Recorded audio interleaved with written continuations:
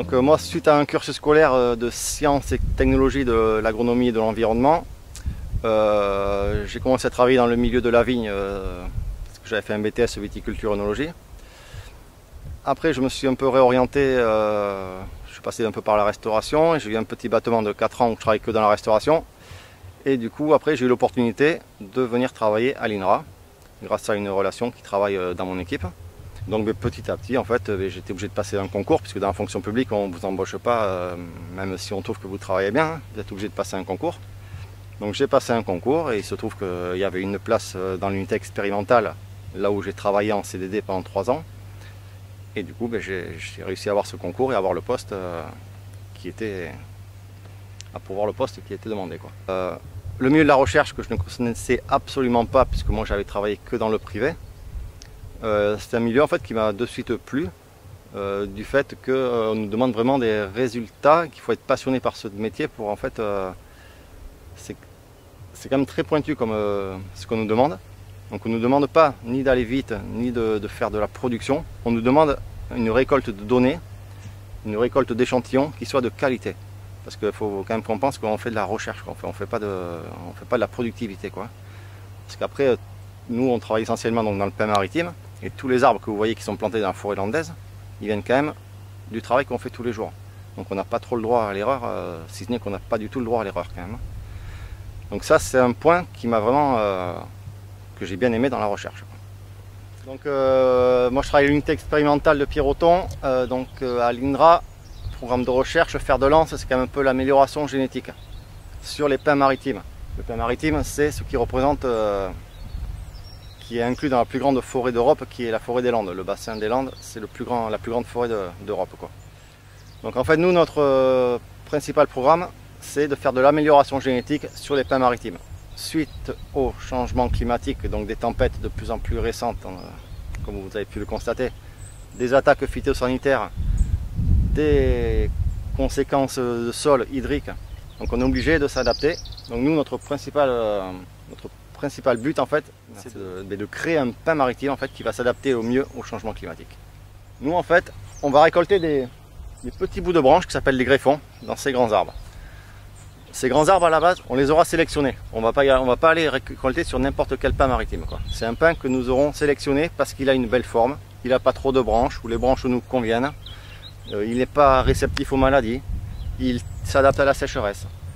Après, ce que nous allons faire, on va greffer ce petit bout de branche sur cet arbre-là.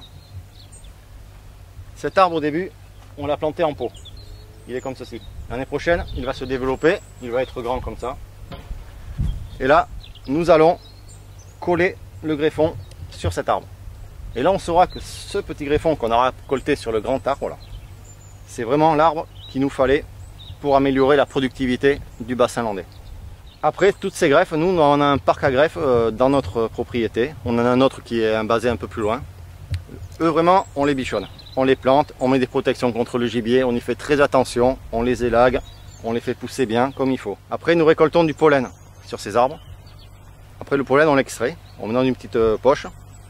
Et après, avant que les fleurs femelles, donc c'est les pommes de pin, les pignes que vous voyez régulièrement sur les pins maritimes, on met une poche sur ces pignes et après on injecte le pollen dedans. Donc du coup après, une fois que la pigne s'est développée, les petits pignons qu'il y a dans la pigne, on sait d'où ils viennent, on sait que la mère elle est bien, que le père il est bien. C'est eux qu'on va retrouver après dans toute la forêt landaise, quoi. Et donc après toutes ces petites graines là, on les ramasse et après on les sème. Et c'est de là après qu'on installe tous nos dispositifs expérimentaux, donc en relation directe avec les chercheurs, hein, de récolter. Enfin déjà il y a toute une phase d'observation où on se dit pourquoi cet arbre il est mieux que l'autre. On a des critères pour ça. Et donc il faut qu'on sache pourquoi est-ce qu'on va choisir tel arbre plutôt qu'un autre. Parce qu'il a une belle forme, parce que ses branches sont pas trop grosses, parce qu'il est moins réceptif à quelques maladies que ce soit. C'est vraiment tout ce côté En fait c'est un peu nous qui allons dire pourquoi on prend celui-là et pas l'autre. C'est vraiment ça moi qui m'intéresse, en fait, c'est de savoir pourquoi on choisit tel arbre et pas celui d'à côté, quoi. Après on est en train de développer par rapport au réchauffement climatique, comme d'ici quelques années il paraît qu'on aura un climat méditerranéen chez nous, on est en train de planter du pin maritime dans le nord de la France. Donc on est parti au sud de la Loire Donc c'est là où on a planté nos petites graines que je vous expliquais tout à l'heure, là, que nous avons sélectionnées. On est parti au nord de la Loire et maintenant on remonte jusqu'en Bretagne. Et en fait, donc on fait des dispositifs expérimentaux pour voir comment va s'adapter le pain maritime dans ces régions, sachant que le sol n'est pas du tout le même que chez nous. Nous avons un sol sableux et ce n'est pas du tout pareil dans le nord de la France.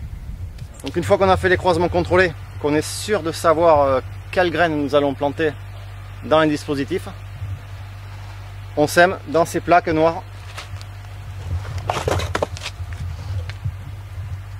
dans ces petites mottes. Donc on met la petite graine de pain dedans. Après, toutes sont repérées avec un numéro, une provenance. On sait qui est qui. Il n'y a pas de place pour le hasard. Il n'y a aucun problème. Chaque graine est référencée. Donc après, nous montons nos dispositifs. Et ça, c'est un plan qui sera planté au printemps de l'année prochaine. Dès qu'ils ont une idée d'un dispositif qu'ils veulent mettre en place, ils font appel à notre unité expérimentale. Et en fait, nous, en tant que techniciens, on apporte notre contribution au niveau de la réalisation technique, de la faisabilité technique. Est-ce que ce qu'ils nous demandent, est-ce que déjà on est capable de le faire? Est-ce que c'est réalisable? Et est-ce que ça vaut le coup de le réaliser dans les conditions qu'ils le demandent? Parce que vous savez que nous, on est quand même plus sur le terrain. Donc on sait quand même l'adaptation des arbres sur le terrain, on connaît quand même très bien ce milieu. Donc nous, en fait, notre contribution, c'est vraiment de dire si la faisabilité technique est réalisable ou pas. Et c'est ça qui est très bien avec les chercheurs de l'INRA, de Cestas, Pierroton et de tous les INRA de France, je suppose. C'est que vraiment, nous, on a la chance d'être à côté d'eux et on les voit tous les jours. Et donc on peut vraiment dialoguer avec eux, ils sont très ouverts, il n'y a aucun problème là-dessus. Et on peut leur apporter notre avis et en plus, on est écouté. Donc c'est quand même bien. Voilà.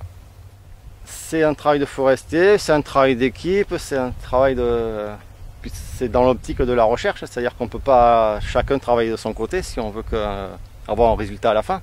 Il faut vraiment qu'il y ait une cohésion, que tout le monde réalise le travail ensemble.